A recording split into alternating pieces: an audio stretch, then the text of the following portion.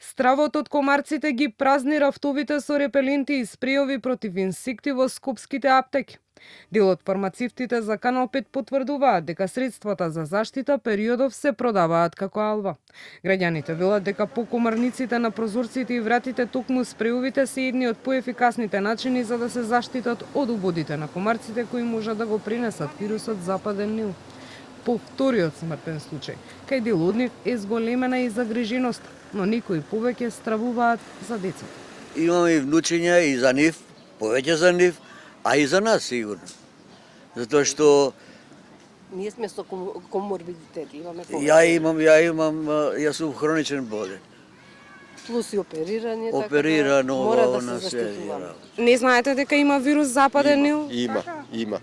И како се заштитувате во секојдневието? Се мачкате со спрееви? Се мачкам со спрееви и тоа. А се плашите ли, пошто има и сериозни случаи? Се плашам за децата. Возрастен човек, да, точно. И јас стравувам, ама пазам кога излегувам, кај се движам, морам така. Што да правиме? Мислите дека можеби надлежните треба од доле повеќе да прскаат? Треба. Треба да се прска, зашто И да се мијат. да. И улиците треба да се мијат, управо е. Кај што има повише, како да кажем, ѓубриште тоа, они таму може да влегуваат. А знаете ли за вирусов, информирани ли сте? Информиран сум. Брете. Дома немам проблеми и ги имаме ове комарници, не влегуваат и така. Треба секој да пази кај се движи, што прави, значи сепак треба и движењето да не биде ограничено и кое време. Иако кај многу мал број на луѓе оваа инфекција може да се манифестира со тешка форма, најчесто кај повозрасни луѓе со хронични болести, тоа не значи дека не може да се јави и кај деца. Случаи со западно-нилска треска, која и кај мали деца предизвикала воспаление на мозокот, сме имале во изминатите години, потврдуваат педијатрите.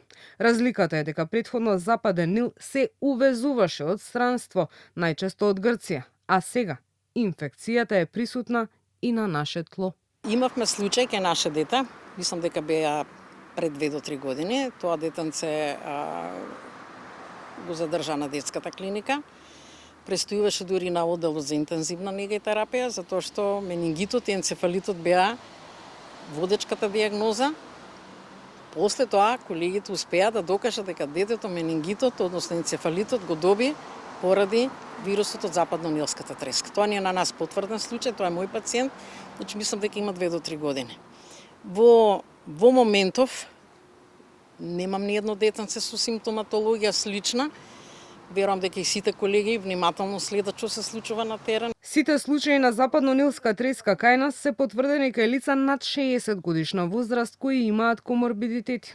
Досега овој вирус за една недела зеде 2 човечки животи, а според официјалните информации од клиниката за инфективни болести, 7 се на респиратор и се борат за живот.